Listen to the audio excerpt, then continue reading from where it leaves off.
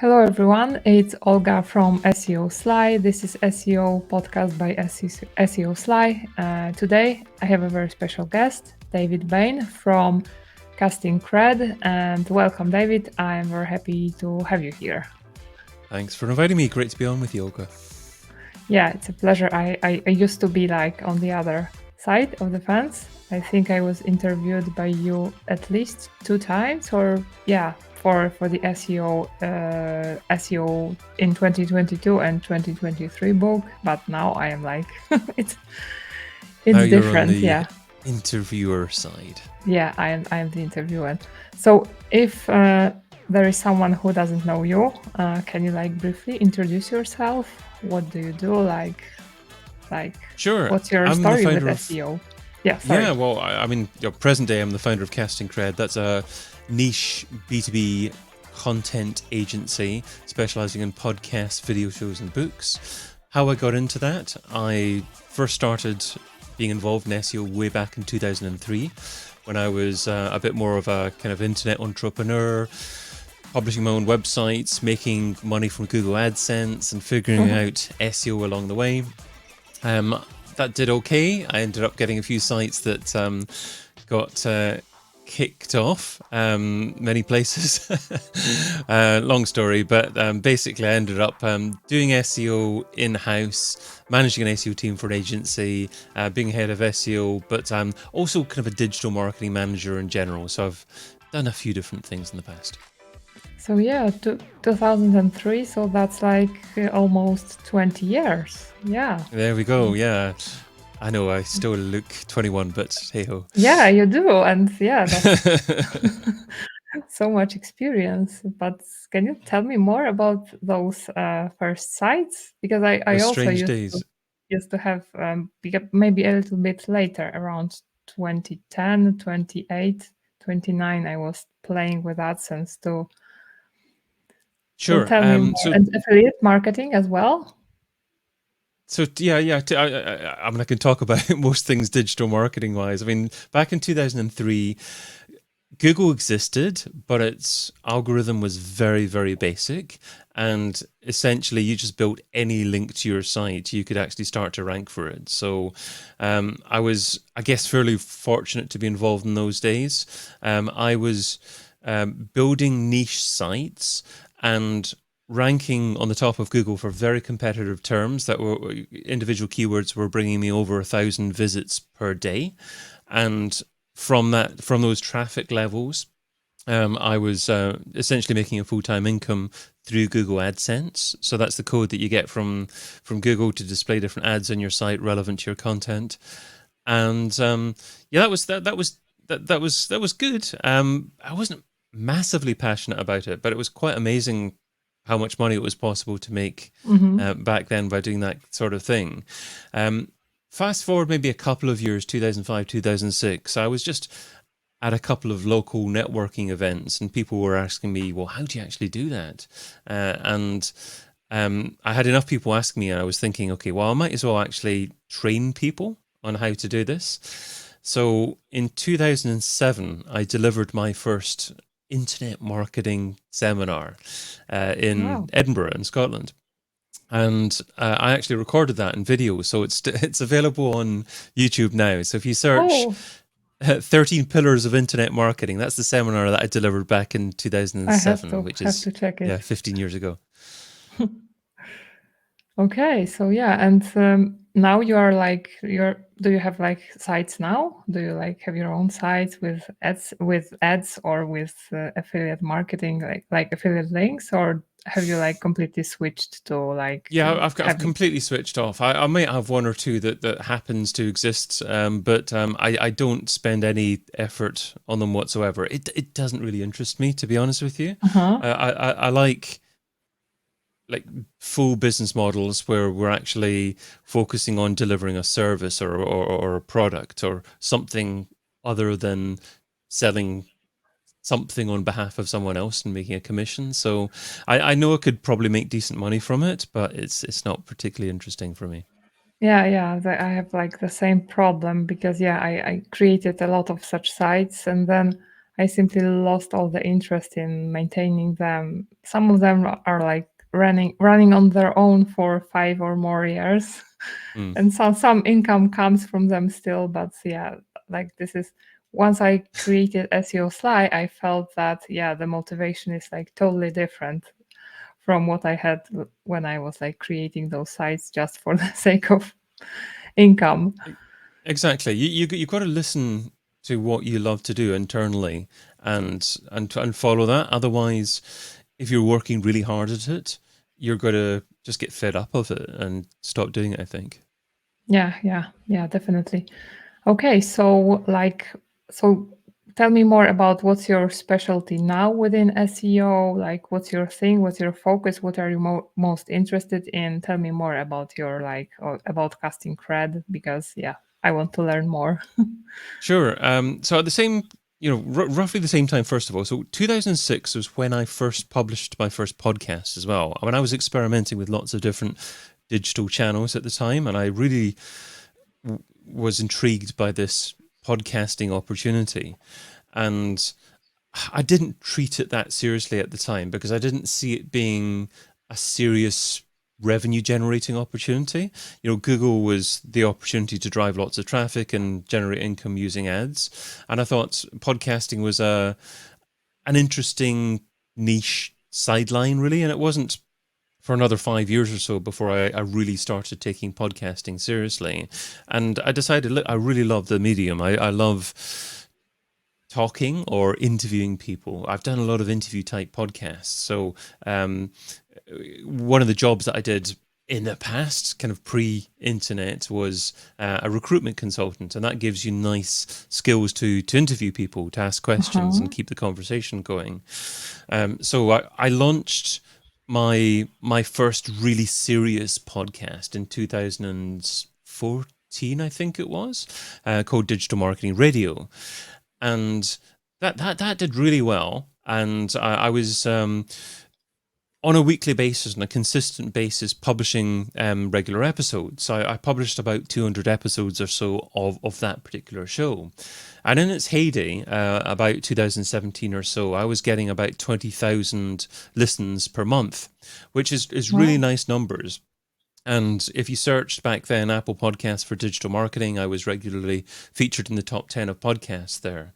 But I was keeping very busy. I also happened to be working full time at the time, producing digital marketing courses for another company, you can't do too much. So I decided to have a little bit of a break and think about what I wanted to do next. And at the same time, I had a few people, because of the success of Digital Marketing Radio, reach out to me to say, can you host a podcast for us? Can you produce this for us as well? So I had people coming to me asking me to do that sort of thing.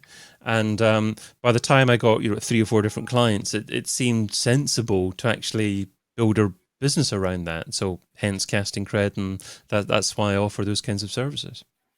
Okay, and how many people are there? Is it just you, or do you have like a team? Yeah, well, I've got a team of outsourced workers. So at the most, I use about 7 different people to do different things for me. But I mean, I've had employees in the past. I don't have any massive desire to have employees, but I may have them in the future. But at the moment, it's me and outsourced workers.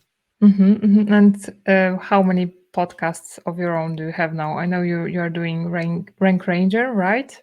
Yeah, well, SEO type podcasts. So I've got Rank Rangers, as you said. I also produce a show for Majestic, a show for InLinks as well, and I also host this annual series for Majestic. So we've done 2 so far anyway, at least. So annual, at least for 2 years. First one was called SEO in 2022. We're just about to publish SEO in 2023. So last year I interviewed 66 top SEOs, and this series was podcast series, yes, but a video series, and also made into a book as well. So hence that's the kind of service that I offer people. I think it's really they link together in terms of it's easier to produce a book out of a video series and a podcast series. So that's why I offer those kind of services. But anyway, this year I've produced an even bigger project for them. It's just about to be launched. The book will be launched on the 6th of December, 2022. So as we're recording this in just under a month's time, and we're going to be doing a big live stream launch on the Majestic channels, and the book itself will be just about 500 pages long, which is ridiculous. Oh, It's about 180,000 words, so it really is a massive project. wow. Wow, that's nice. And do you produce like some other well-known podcasts you can share? Like, Yeah, I mean, so I produce other podcasts for different brands that I don't necessarily host myself as well. One other series that I host myself is a series that I've only recorded about 12 or so episodes so far. It's called the Strategic Marketing Show. It's for a brand called Insights for Professionals, and that's a weekly show at the moment there as well. But I mean, apart from that, I produce shows for B2B brands. So I like long sales cycles. I've actually got quite a few legal clients. So I've got a mhm. few barristers' chambers. I've got a few clients in the IP field as well, and other areas of software as well. Wow, that's nice. So, 2006, your first podcast, right? Yeah, that's when I published my Yeah, first that's podcast like episode. Yeah. I didn't even know what podcast meant at that time. So Well, most that's people really didn't. like Yeah. pioneering. Yeah. I mean, I think back then only about 10,000 podcasts existed in the world. Uh-huh. Uh-huh. And do you know how many exist I now? mean, there is Like, now. So yeah. there's over 2 million now. But Uh-huh. it's growing quickly. About 5 years ago, it was about 200,000, and now it's over 2 million. Oh, so yeah, this is like, yeah, getting a momentum going. We'll see how my podcast grows. Yeah, Yeah. I want to learn from you about podcasting because yeah, I'm a total newbie. So for example, Ask me anything. yeah, so like what's your setup when it comes to equipment? Okay, What so I do mean, you I don't use? necessarily recommend my setup to someone getting started because I've got quite a complicated setup. I've got a microphone that I wouldn't necessarily recommend for a starter because if you go too far away from it, you're just not going to hear me. And if I go too close, I'll speak into the microphone here for a second. I'll go plosives, and it's Uh-huh. not a very nice noise when you go into the microphone right close to it. So this microphone is not what I'd recommend. Uh-huh. It's a Shure microphone, and it's called the Elvis mic, or it looks like the Uh-huh. Elvis mic that used to use in the 50s. But I tend to, I mean, my setup from the mic goes into a kind of a digital compressor. I'm using EQ, so I'm emphasizing certain frequencies in the voice, and I've got what's called a noise gate in there as well. I've got another bit of equipment called a Rodecaster as well. So I've got quite a few bits of equipment, but for someone starting out, I highly recommend getting a microphone called the Samsung Q2U. It's what you Mm-hmm. call a dynamic microphone. So there's two main different types of microphone. There's a condenser microphone and a dynamic microphone. A condenser microphone is good for picking up the full voice frequency, but it's also good for picking up absolutely everything in the room, which isn't a good thing for podcasts because it will pick up Uh-huh.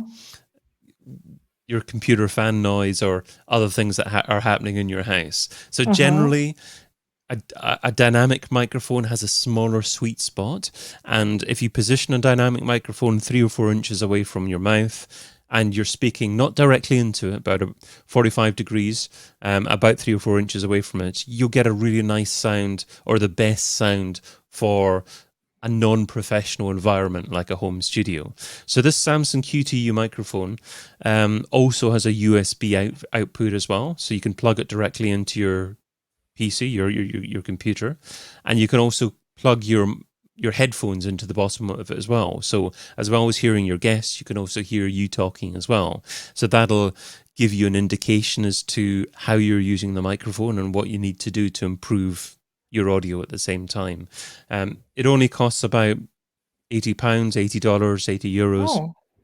So it's not that expensive. So get that and a boom arm, and then for the vast majority of people, that's the best starter microphone. And how about the software? What do you use? Well, there are lots of different approaches. The key thing is to begin with is how you record your podcast episodes. So I know you're using StreamYard to record your podcast.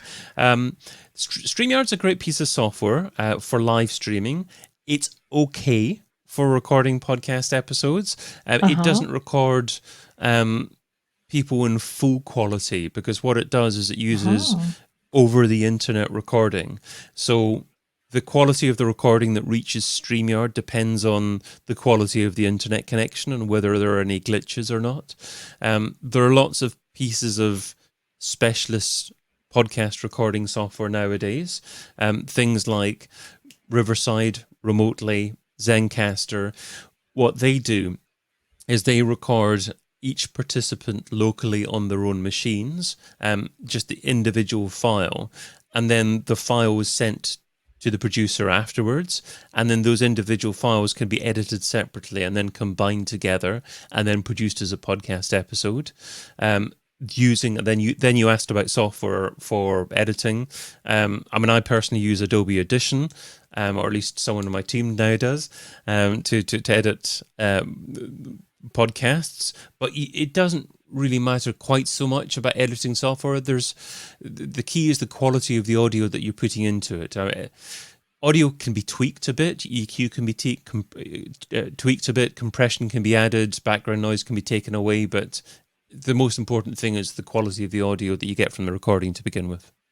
Okay, so I didn't even know. Yeah, I chose StreamYard as the easiest choice, but then it's okay. It's okay. I mean, you use it at the moment. Do it for the next 20 or 40 episodes or so, and then review it. Don't just change for the sake of it.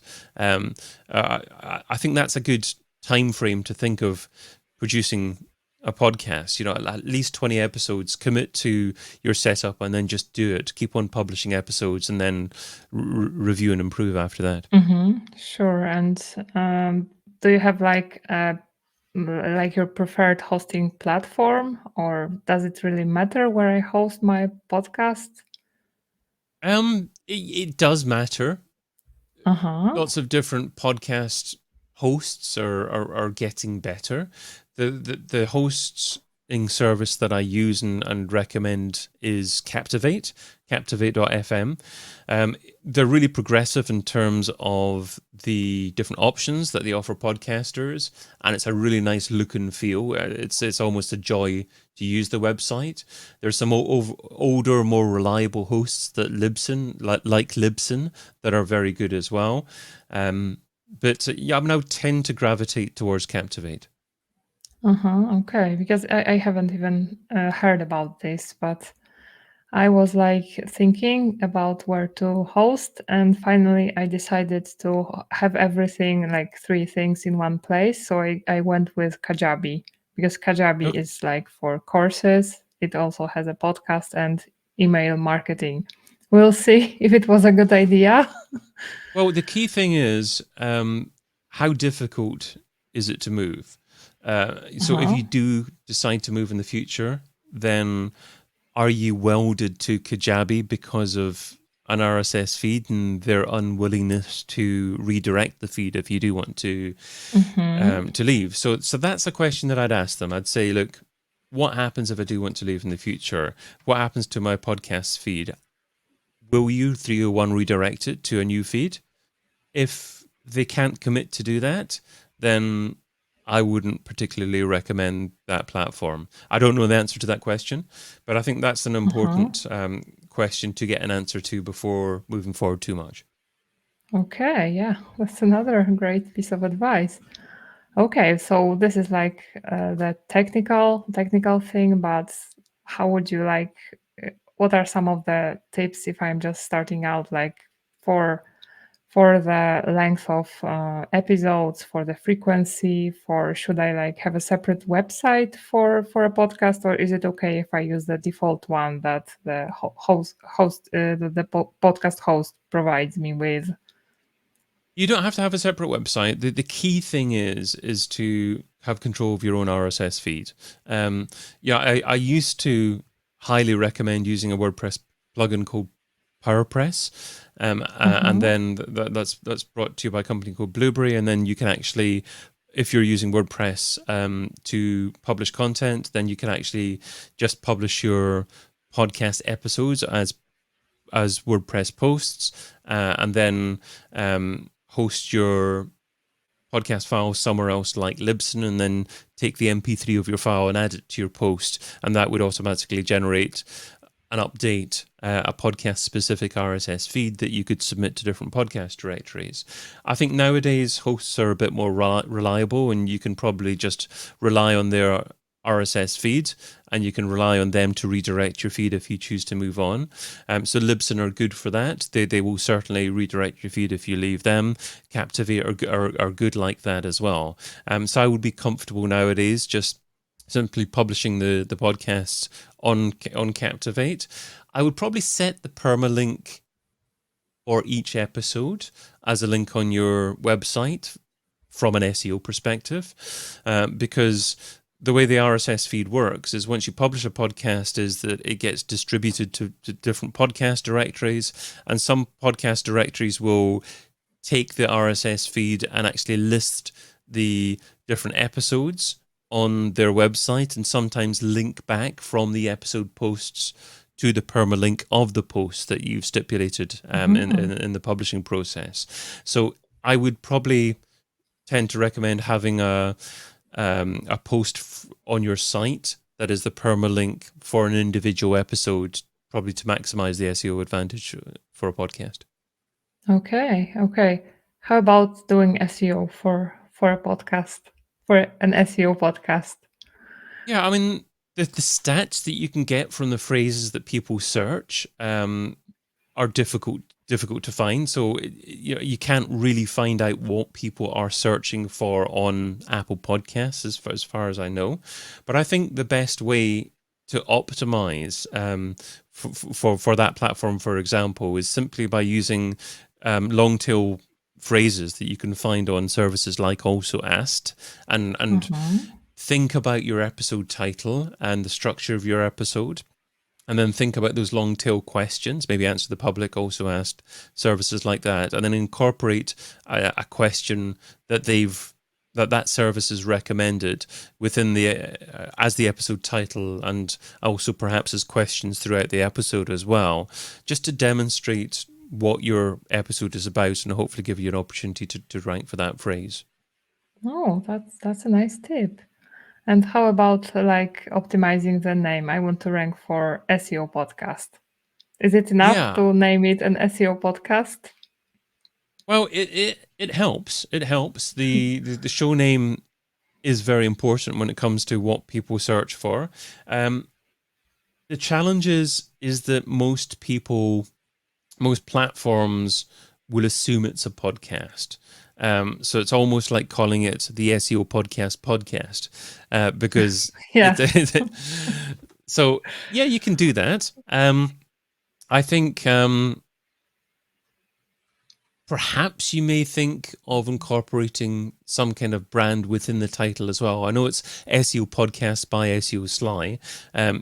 You would probably have SEO Sly as the author name. I'm not sure if you're actually incorporating SEO Sly as the show name. I mean, is the show name itself just SEO Podcast, or is it SEO Podcast by SEO Sly? By. Because I wanted to have SEO podcast, because my first idea was to call it SEO Sly podcast, but then I thought maybe SEO podcast, to have this SEO podcast will be better, by SEO Sly, and the author is me. I have the feeling that some podcast platforms may consider by SEO Sly as being the author as opposed to being part of the show title. So I would probably tend to gravitate towards calling it something a bit more convoluted, like the SEO Sly SEO Podcast, or maybe SEO something Sly, like SEO that. podcast. Yeah, maybe. Yeah, the SEO Sly SEO Podcast. It sounds a bit daft, but I don't think it would turn people off when the podcast listed in search engines. It might be more acceptable to the podcast directories out there. Okay. And how about the frequency of publishing? Does it matter if I publish every day or twice a It week or matters. once? Yeah, it matters, but it's what you can commit to without killing yourself. Yeah. Okay. You don't want to start off once a day and then 2 months later never want to do it ever again in your life. Yeah. You can do podcasts as series, but or seasons, American friends. And you could do maybe 12 episodes on a particular topic and then pause for a few months and come back to it.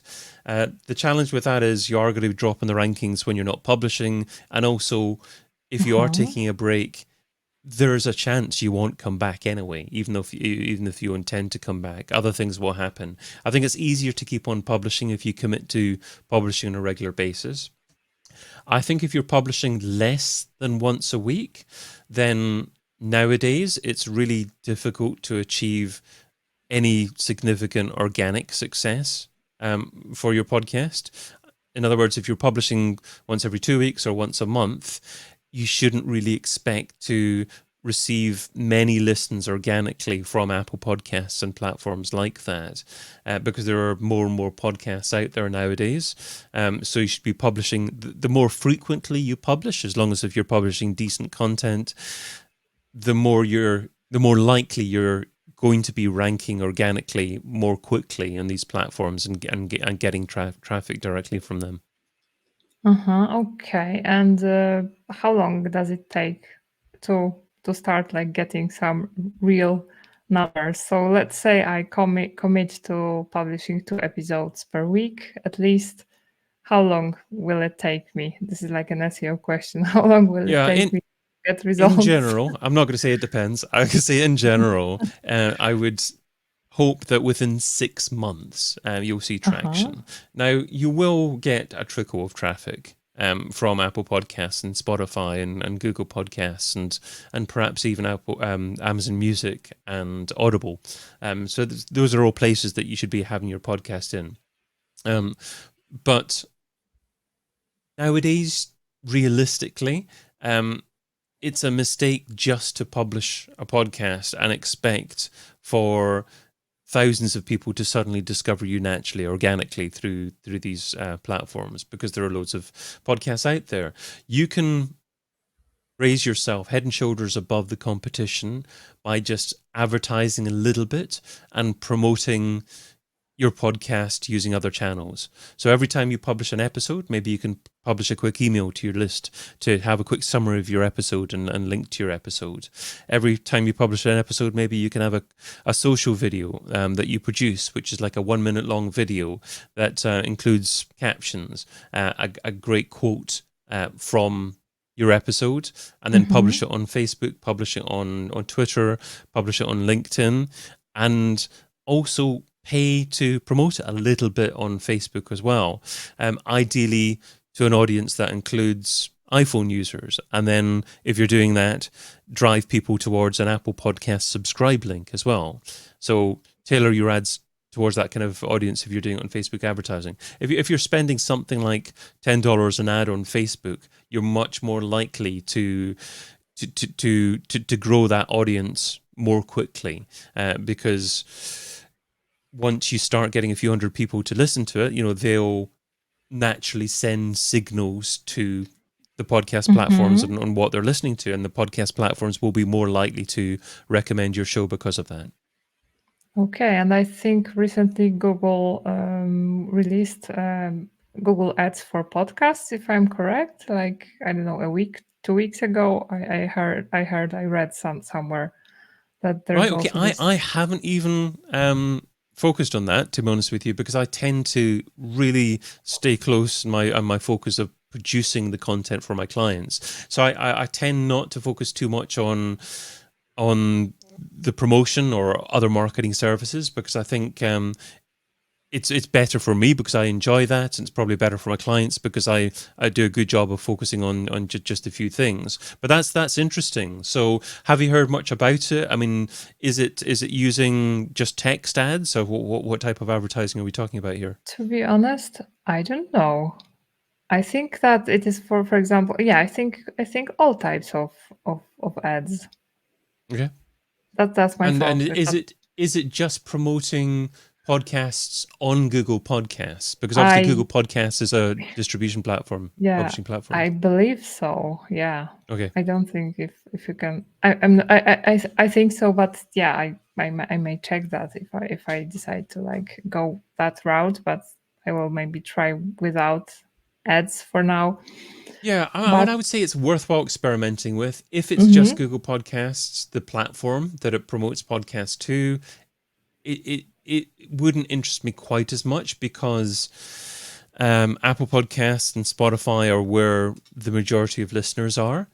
So if you uh-huh, can, ideally, what you need to do is segment your audience, your Facebook advertising, to people who are fans of who like the Spotify page, and people who are on iPhones, so two different audiences, and then just it's kind of small ads to each one of them. So ideally, the way that Facebook advertising would work best for podcasts is, first of all, you take that short video that I recommended that you have from each episode of a minute or so.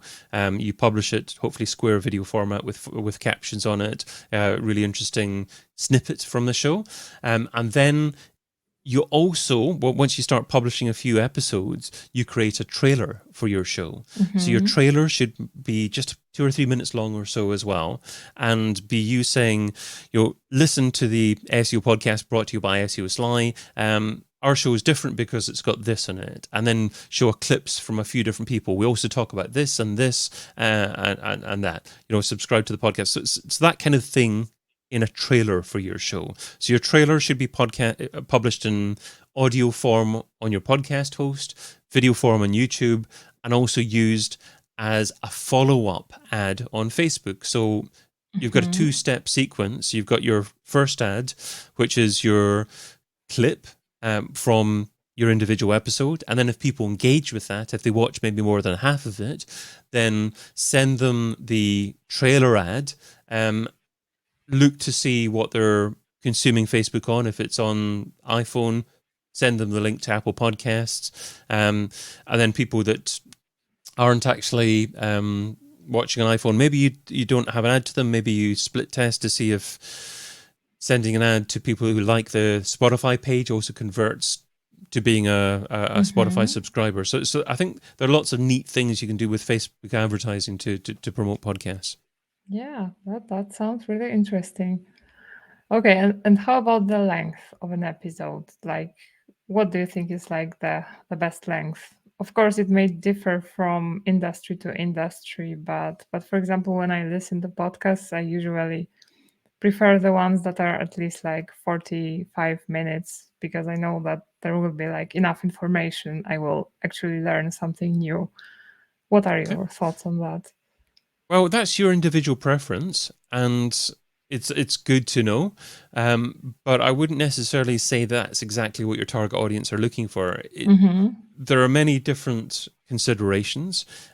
If your podcast is maybe just you talking, or just you getting some specific facts about a very niche topic from someone, then maybe they can share succinctly everything that they want to share about that topic in 10 minutes. And if that's the case, yeah, that's fine as well. It's fine to have a podcast between 5 minutes and hours long, as long as if the listeners are liking the content. Mm-hmm. Now, there are many caveats to that. I would tend to be consistent about the podcast episode length. It's got to be the kind of length that appeals to you personally, that you enjoy making. But it certainly Mm-hmm. shouldn't be too long. I've listened to podcast episodes more than 3 hours long. I would also subscribe to a podcast that's 5 minutes long as if, for instance, here would be a big turnoff for short episodes. If you don't get straight to the point, i.e., if you're introductory ramble or your intro section goes on more than a couple of seconds, then it's too much for a short podcast. So if you've got a very short podcast, less than 10 minutes in length, get straight to the topic. Be very, very succinct, because for a short podcast episode, people might line up lots of different episodes to listen to all at once, and there's one thing that's going to turn them off. It's going to listening to the same introduction and the same outro every single episode. That would be horrific. So straight to the content if it's a short episode. If it's a long episode, you can get away with more. Okay, that's a great tip. And what are, in your opinion, like the worst mistakes that we can do when it comes to producing podcasts? Like, if I'm a newbie, what should I avoid doing? There are so many mistakes that you can make. It's almost worthwhile not even thinking about them until you've published 20 episodes, just to get the experience, just to get the frequency going. So I wouldn't worry about it too much. But in summary, a few things. Guests not being the same level. So it's natural when you're having a conversation with someone that someone's microphone is hotter or at a higher level than the other participant. If that's the case, then you need to level them in your audio editing software before it's published. Otherwise, it's going to be really annoying for the listener to turn down the volume when one person's talking. Carrying on the interview when you know it's rubbish. I think generally people are very polite, and they want to. They think that the participant has taken all their time, and you need to record everything they say and publishing it. But if their audio quality is rubbish, if they don't have headphones, a decent microphone, and a reasonable internet connection, if you're relying on the internet for recording, and you're getting a horrible noise, feel free to say to someone a minute or so into the recording, look, I'm sorry, but we're not getting a good recording here. We can either reschedule or maybe just call it a day here. So don't be afraid of saying things like that. Be aware of horrible noises that can come into the recording as well. So things like people touching the microphone, things like horrible mouth noises, mouth clicks. So some people make this kind of noise before they say anything. They're just about to answer a question and they go, yeah, another thing is, so those mouth clicks are horrible. So try to be aware of what you're doing as a host and what you do on a regular basis, and attempt not to be consistent about those kind of noises. There's also something called plosives to be aware of. So B's and P's make that kind of horrible noise if you're too close to a microphone. So bursts of air aren't great to be doing directly into a microphone. I already mentioned don't make the intro too long. I think people, because of YouTube, are used to really short intros. And also don't have too many kind of in-house jokes. If you're hosting it with a co-host, don't make it just a fun conversation between you two. Think of the guest and get to the topic in reasonable time. Okay, that's really interesting. I haven't really thought about those things. So I should wait until 20 episodes and then review what I have done. Yeah, that's a reasonable rule of thumb. Don't reactively make too many changes. I mean, it's the same as SEO and content. Obviously, you need to give Google a little bit of time just to chew on the content that you've published before making too many changes. If you're making changes every day, then you don't know what's good to impact the ranking. And how about ads? Some people like to add some ad within the podcast. Some do it in the middle. Some do it at the start, at the end. Like, what are your thoughts? You got to be careful with that. Yeah, I certainly wouldn't do any to begin with, because your main aim is probably growing your audience to begin with, and realistically, every single ad that you have is going to put people off a little bit. I mean, if your podcast gets popular, perhaps you can have a mid-section natural ad read throughout the podcast episode, but it depends on the purpose. You have to define your core purpose of your podcast. I mean, if your podcast is to perhaps drive more leads, more business towards SEO Sly, then why are you perhaps driving people away from your podcast to other people when you could be driving more business to yourself? So my clients are mostly B2B. They've got their own businesses already, and their primary reason for having a podcast is to drive authority to themselves personally and also their business brand. And by having ads on there, the authority is going to drain away. So in general, ads certainly aren't right for my clients. And if you as a business want to attract more customers, then focus on that. Have a great call to action to drive people towards what you do. Yeah, because at first, like a year and a half ago, I added ads on to my website, but then after I think a month, I decided that I think I'm not going to do that because it kind of destroys the entire site. And then my purpose was actually to like drive people to SEO Sly instead of Exactly. like, yeah. And I've one call to action. Yeah. And because there's one podcast, SEO podcast, which I think until you can listen to what they're saying, you need to like skip for at least 5 minutes because they keep advertising. So from that perspective, it is also like for me personally a bit annoying, and I prefer, but yeah, this is like my preference only. Okay, so are there any other tips you can share for podcast owners?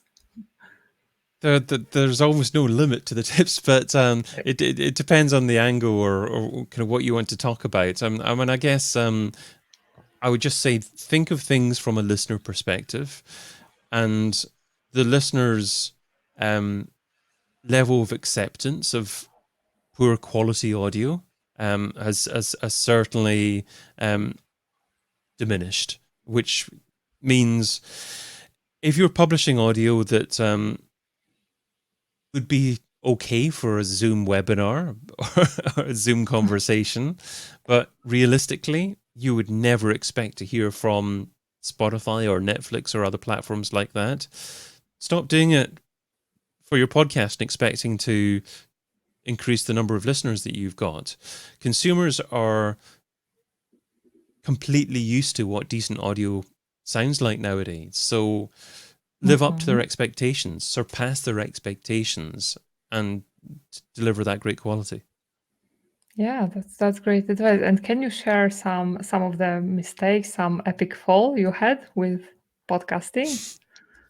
Oh, there's many. The more podcast episodes you publish, the more likely you are to have mistakes. Like one of these days, Olga, what you're going to do is you're going to record a whole podcast episode, and then you're going to look at your software and think, I didn't press the record button. Oh, oh, that hurts. Or perhaps you'll be too polite to say to your guests that their audio quality is rubbish, and you'll record the whole episode, and it will actually be quite negative for your brand because you're putting out really inferior quality audio, and that's going to negatively impact what you do as well. Or you'll get the odd participant that has horrible noise. You'll maybe get some guy with a big beard that's always scraping against the microphone going click, click, click, and you're too polite to go and have a shave before you record with me, or whatever you want to say. Yeah. Let me check if I hit the record. Yeah, yeah, it's being recorded. Okay, now it's time for you to plug your own thing, whatever you want me to plug in. Now it's time to do it. Sure. Okay. Well, I'll just mention the fact that I've recently published a course on B2B content marketing on LinkedIn Learning. So if you want to check that out, I'm sure if you search, I think it's called B2B Foundations Content Marketing, or search B2B Content Marketing, my name on LinkedIn Learning, you can find the course. I believe if people visit the course from my social posts, then you can get 24 hours completely free access to the course. Otherwise, it's just for the paid version of LinkedIn. So if you've got show notes there, Olga, that you're going to put up, I can make sure that you've got the link to my social posts so that your listeners can access the course for free. Okay, that's great. Thanks. I would love to take a look at that as well. Okay. Now I have a question, a personal one. How does your day look like? What do you do? How many hours per day you work per week? What's your routine? I've got a lot better than this at this recently. I think maybe 10 plus years ago, I was working a lot, working really hard and believing that it's the hustle that matters. But Uh-huh. really, it's the clever work that matters. And you've got to ask yourself all the time, how clever are you at how you're working? And you can do a lot better by working in a clever manner, in an efficient manner. I think that when you're relatively young, when you're maybe in your 20s, it's a good idea to work hard and try lots of different things. But as you get a bit older, you need to really start to think, okay, how can I be more efficient with my time? So I don't tend to start recording until maybe about 10 o'clock in the morning. If at all possible, I'll record just in the kind of daytime UK time. Occasionally I will record in the evening because I've got quite a few US people that I record in as well. But I'll also take at least Friday afternoon off as well. So most of the time I work 4.5 days a week. I've got a nice home office set up here as well, so I don't have to go too far. Occasionally I go into London. I've got a couple of clients there, but most of the time nowadays it's not necessary for me to meet clients face to face. So it's kind of nice working from home and great the fact that I've had the opportunity to work in lots of different environments and I can take that experience to home. It's home working is probably not best when you're starting out, I guess, as a career, but I'm enjoying it now. Yeah, me too. Me too. Yeah. It took me about 8 years. But yeah, I'm now finally fully settled at home, and this is like great. And do you ever meet clients face to face as well? No, everything is happening online. So yeah, I am Do based you in miss Poland. face to face, or No, just experience this? No. See, this no, is me turning into an interviewer now. I can't help it now. Sorry. no, it's great. Like I've been working remotely for about 3-4 years, but Mhm. now I'm like fully on my own and at my home, and everyone is practically in the US or in the UK. So Okay. so I love it. Okay, Great. so how do you stay updated with what's going on in the SEO world? What SEO podcasts do you listen to if you do? Well, that's the good thing about hosting podcasts. If you host loads of podcasts, then you don't even necessarily have to listen to podcasts Yeah. or read other materials. Because I interview an average, I would say about 200 SEOs a year Oh, on lots of yeah. different So you shows you and do topics. all the learning. Exactly. So I can listen to what they're saying. I can take someone else's learning and apply it to a different conversation. So there's no real need for me to learn about SEO. I mean, I'm not actively managing SEO or doing SEO for other people. Maybe I think about SEO for my own business a little bit, but I don't provide SEO services. So I don't really need to stay absolutely cutting edge, I guess. But Hmm. I'm definitely staying up to speed by interviewing people instead of consuming content. Yeah. Okay. And is there some book, not necessarily about SEO, it can be about marketing, whatever, that you can recommend that you have recently read and you find very useful? I tend to listen to books now. Actually, I Oh, use Audible to listen to a few different books. Um, I'm trying to let me or it's SEO in put 2023. well. That's obviously the Majestic book that I produced. But I'm just as we're talking, just going to get my Audible app open here just to make sure that I haven't missed anything at all. I'm actually navigating away from just marketing to different types of business books as well, to different business success. I'm trying to find probably the last great book that I've listened to. I was just about to say read there. I mean, Epic Content Marketing, Joe Pulizzi, that was a great one. Building a Story Brand by Donald Miller. That was a Hmm. good book as well. This is Marketing by Seth Godin. That was a a good one as well. So those are three that TED Talks as well. That's quite a good one as well. I like reading books about specific skills that you can pick up. So TED Talks is about speaking in public, but I think reading books on skills like that those skills can be applied to marketing in general as well. Yeah. Okay, so I'm going to ask you the question I think you ask as well on your podcast, Rank Ranger. So, what do you think is the area of SEO that we should be focusing on now more, like in 2023, and we shouldn't Yeah, be like focusing now on? So, what's this thing for you?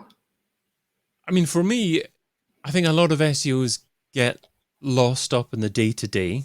What's happened today? What's Search Console saying? What's analytics saying? What's my software saying? How do I react to that? And I don't think enough SEOs really plan for the very long term.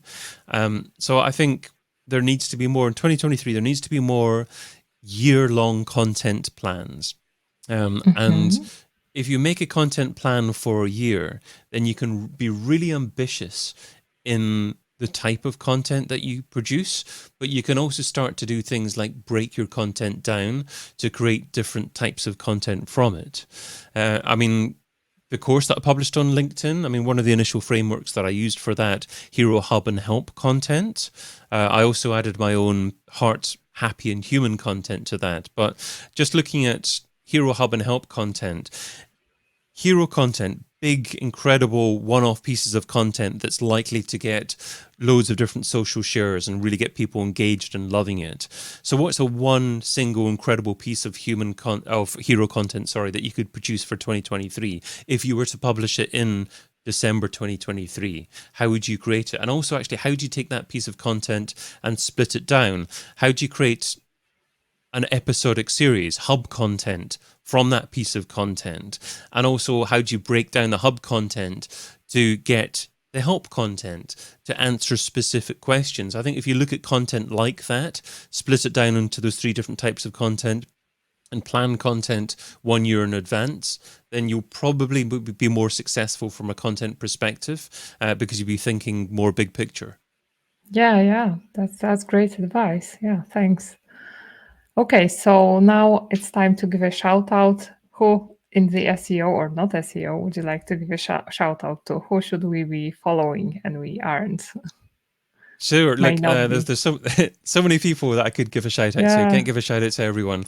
But for this live stream launch that I'm doing for the SEO in 2023 book on the 6th of December, so it's a 4-hour live stream, and I've learned the hard way. I mean, I've hosted 8-hour plus live streams by myself, and it's been very, very tough to do that.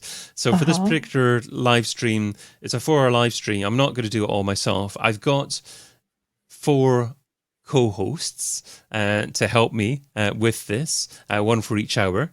The first hour, Sishan Gassi, he's a really intelligent SEO about more progressive areas like AI and blockchain as well.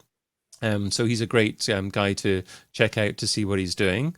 Olga, you are hosting the second hour, so I'll give you a shout out for that. You're doing brilliant things as well. Love to see you doing your own podcast. Keep it going, keep it consistent. And obviously, I love your checklist as well. I was watching an episode that you did with Dre De Vera, where you highlighted 400 different items in your checklist. So check out that episode, people, as well. Olga's hosting the second hour. Pam Ungst Cronin. She's based in New York. She's wonderful SEO, really eloquent and a great thinker.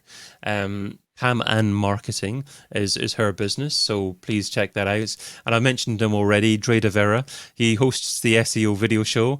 He absolutely just loves hosting live video.